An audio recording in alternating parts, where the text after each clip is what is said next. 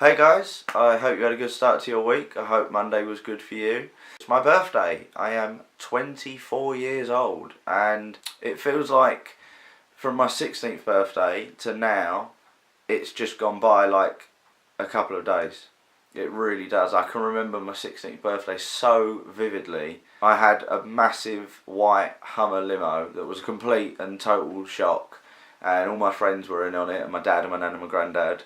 And I was in a rock band at the time, and I got a big guitar birthday cake that was just out of this world. All of my friends totally made the day fantastic. I mean, my dad and my nan and my granddad worked tirelessly to make everything go off a hitch, but my friends just were fantastic. It's so strange to think that 8 years have passed and it feels like no time has gone by at all. I still feel in some sense like I'm exactly the same as the kid that was turning 16, and yet I'm 24 and I'm supposed to be a man and I'm supposed to have all of these expectations put on me, and it just makes you realise that sometimes you can't go by what people expect of you, and you have to go by what you can do and what you're capable of, what is realistic for you in your life.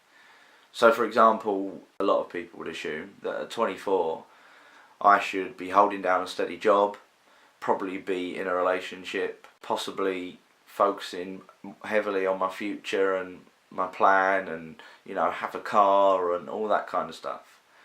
But for me, that's just not something that's realistic right now. I can't do any of those things at the minute, partly because of my mental health and partly just because that's not how I want my life to go. So yeah, don't let people put their expectations or their dreams onto you and your life and make you feel like you're making the wrong decisions because it's what they want you to do. Do what you want to do, because you're the only one that's going to live your life and it's your story to tell. You've got the pen in your hand and you can write whatever you want. So do what's good for you in your life and make yourself happy. And obviously care about others, love other people, make sure everyone is happy if you can. But at the end of the day, sometimes you have got to be a bit selfish and say, no, I need to do this for me. Or no, I'm not going to do that because I need to not do it for me.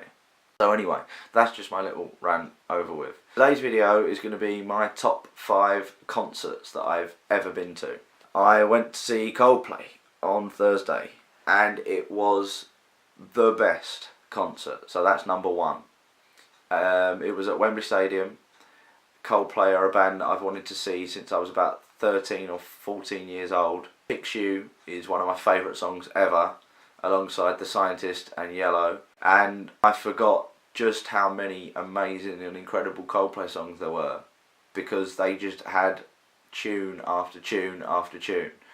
So I've got to say that as a total show as well, I mean, the pyrotechnics, the fireworks, the balloons that were flying around, the confetti, and the wristband that you get, which is like a watch, but instead of the face of a watch, it's just a big block, and the rest of the wristband lights up and flashes at different times throughout the gig, and it flashes like all of the different colours of the rainbow. It was just incredible. It was an amazing show. My dad came, and he's not a massive concert goer. He kind of likes the Beatles and Swing and the Rat Pack and that kind of thing. So for him to go to Coldplay and love it is just testament to them, I think. So that's number 1. Number 2 would be Green Day, 2009, on their 21st Century Breakdown Tour. American Idiot is possibly my favourite album of all time. I like every single song. I listened to it when I was 12 years old, and it was like my coming of age album. It was everything. It was revolutionary, it was against the establishment, and it was rebellious, and I liked that at that age, and it was a great experience for me because it was the first time I'd actually connected with music properly. So that gig was insane. It was like seeing your favourite childhood band. I will never forget it. I went with one of my best friends at the time, who I still consider a good friend now, and we were in a band together as well, 2 bands actually. I think I mentioned in an earlier video, I think it was a Q&A, where they fired t-shirts. Oh no, I feel like I'm going to sneeze. You know when you get that feeling like you're going to sneeze? Oh, it's going away. Bless me. Oh dear, I hate it. Like, and everyone says you're meant to look at the light to sneeze. It's like, what? What's looking at the light going to do? If you've got tips on how to sneeze when you feel like you're going to sneeze but you can't sneeze, please send them to me. Please write them in the comment section, tweet me, Snapchat me, send it to me on Instagram, put it on my Facebook page. Just please let me know, because that's the worst feeling in the world, when you need to sneeze and you can't sneeze. And everyone has gone through it, I'm sure you have. But back to the gig, they fired t-shirts out of a t-shirt cannon, and this girl got it, like, she was like a row or maybe 2 rows in front of where we were sat, and we stood up for the gig anyway, and they fired it up, and it was coming into my hands. I was just about to reach out and grab it, and then she leapt. She was like Michael Jordan in her prime going for a slam dunk. She just leapt up and grabbed it and snatched it. Oh, I was devastated. I just turned to my mate, and he had the same look on his face, and he just laughed at me. So that would be my second favourite gig. My third favourite gig would be the first gig I ever went to, which was 30 Seconds to Mars when I was 15 at the Hammersmith Apollo. It was an experience I'll never forget, because it was with my best friends, and they were my favourite band at the time. Their album was something that me and all my friends were listening to. It was my first ever experience of a mosh pit where I lost a shoe and then found my shoe. And it was great. It was a crazy experience. My friend was sick running up like the 400 steps in Covent Garden Tube Station. We got lost on the Strand waiting for my dad to come and get us, and it was, yeah, we had some crazy drunk people at a bus stop as well. That was an experience. So it was a coming of age moment for me. Almost transformative. Go, you know, if you've not been to a gig or a concert, go to one. You are missing out, especially if you love music. What are you doing with your life? Go to a gig. Fourth favourite concert would have to be James Taylor. I went on my own, and it was just wonderful.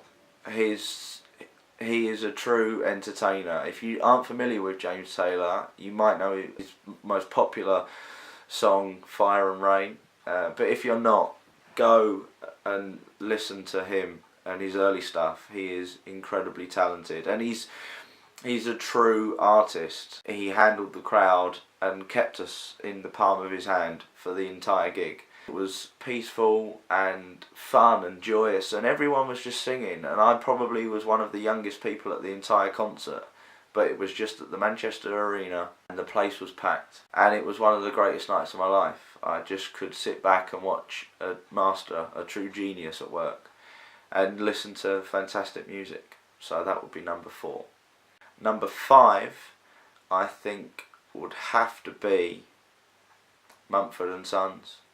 I watched them at the Manchester Arena, and they had fairy lights stretching from the stage all of the way to the back of the arena.